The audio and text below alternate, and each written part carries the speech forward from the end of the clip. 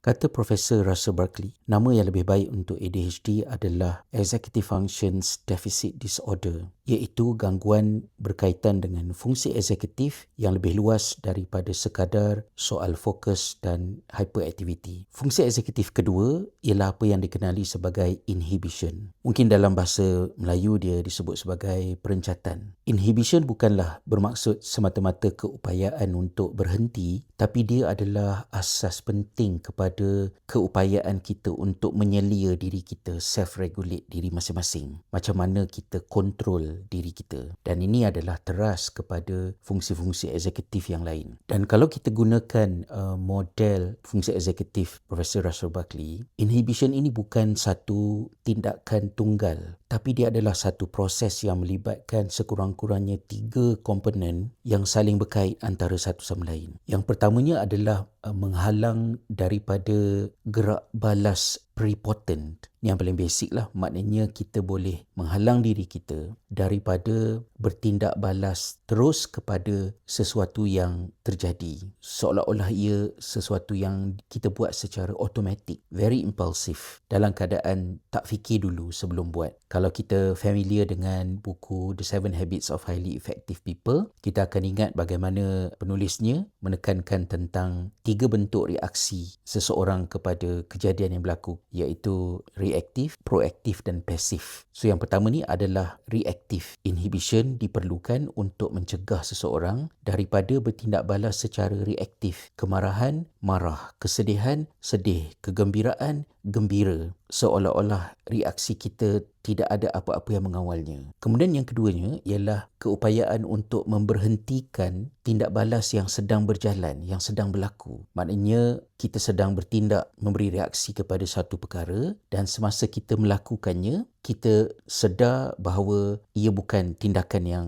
patut diteruskan dan kita boleh memberhentikannya agar kita boleh fikir lain dan tukar cara ataupun tukar bentuk reaksi yang berbeza. Ini membolehkan seseorang untuk mengubah strategi tindak balas ataupun menangguhkan keputusan yang hendak dibuat terhadap sesuatu. Manakala yang ketiganya agak tricky sikit, dia merujuk kepada kemampuan kita untuk mengawal gangguan, interference control, iaitu semasa kita pause untuk fikir dulu apa tindakan, apa reaksi yang hendak kita buat terhadap satu-satu perkara, kita mampu untuk melindungi tempoh pause tersebut daripada gangguan luaran ataupun dalaman. Ini membolehkan fikiran kita fokus pada perancangan tanpa diganggu oleh peristiwa-peristiwa lain. Jadi daripada 3 komponen tadi, basically inhibition ini keutamaan dia adalah untuk membolehkan wujudnya satu tempoh pause agar ada ruang yang memisahkan di antara satu kejadian dan reaksi kita terhadap kejadian tersebut. Tanpa inhibition, seseorang itu akan bertindak tanpa berfikir, tanpa kawalan diri. Inhibition ini muncul dalam bentuk yang berbeza di antara kanak-kanak dan juga orang dewasa. Bagi kanak-kanak, inhibition ini mungkin banyak melibatkan pergerakan fizikal, motor. Jadi kanak-kanak ni mungkin susah nak kontrol diri dia supaya dia boleh duduk diam ketika dia perlu duduk diam, sentiasa berlari, memanjat, bertindak seolah-olah dia itu digerakkan oleh motor, enjin. Kanak-kanak juga mungkin susah nak menunggu giliran ketika bermain,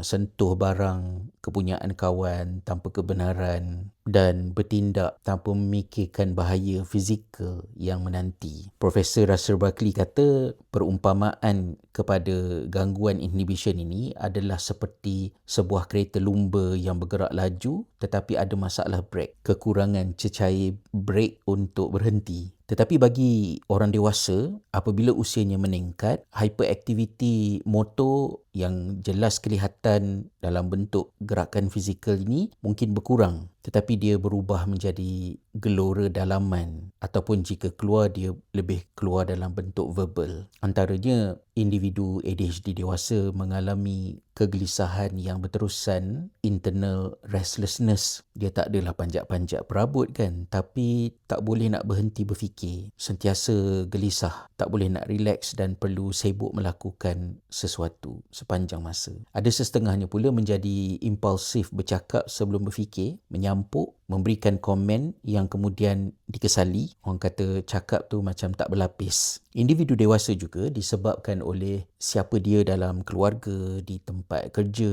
Dia juga mungkin melakukan banyak keputusan tanpa cukup berfikir. Begitu impulsif dalam keputusan yang dibuat terhadap sesuatu. Sekecil nak beli ataupun tidak beli, ataupun dalam perkara-perkara yang lebih besar dan ada risiko yang lebih serius. Jadi sama ada kanak-kanak ataupun dewasa, individu ADHD dalam kategori inhibition ini sering gagal menghalang reaksi emosi awal dia, dan ini menyebabkan mereka kelihatan seperti cepat marah, mudah kecewa, kurang sabar dan mempunyai toleransi yang rendah terhadap tekanan pada satu-satu masa. Satu benda yang agak teknikal, saya ingat Profesor Russell Barkley ada mengatakan bahawa jika seseorang itu impulsif dalam tindakan, dia juga impulsif dalam emosi, kerana emosi dan tindakan itu adalah satu unit yang sama. Dan ketika saya membuat rakaman video ini, kita berada di dalam bulan Ramadan. Bulan Ramadan datang dengan formulanya sendiri yang bermanfaat untuk individu ADHD menambah baik gangguan pada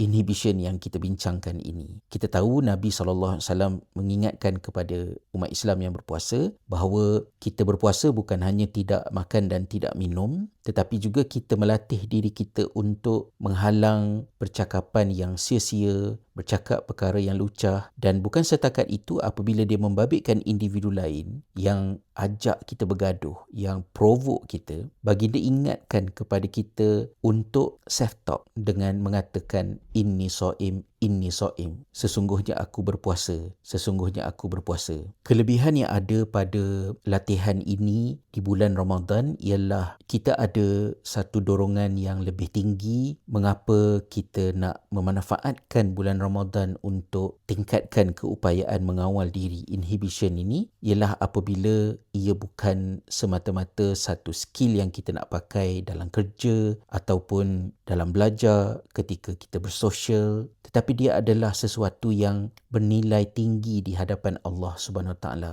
Bahkan nama kepada proses berkenaan ialah takwa, yang kita ini diberikan sebulan Ramadan untuk mencapainya. Dan kata Allah, inna akramakum indallahi atqakum. Orang yang paling mulia di kalangan kamu adalah orang yang paling bertakwa. Saya rasa antara kelebihan yang ada yang boleh dinikmati dan dimanfaatkan oleh individu ADHD ialah selepas dia mengetahui tentang ADHD dan berusaha untuk mengawal dirinya dengan lebih baik, dia menjadi orang yang lebih berhati-hati, lebih peka terhadap tindak tanduknya, yang mana inhibition ini adalah masalah besar yang dihadapi termasuk oleh individu neurotypical yang sedang hidup bersama dengan kita dalam dunia yang penuh dengan distraction, rangsangan yang menjadikan kita semakin impulsif dalam kehidupan seharian.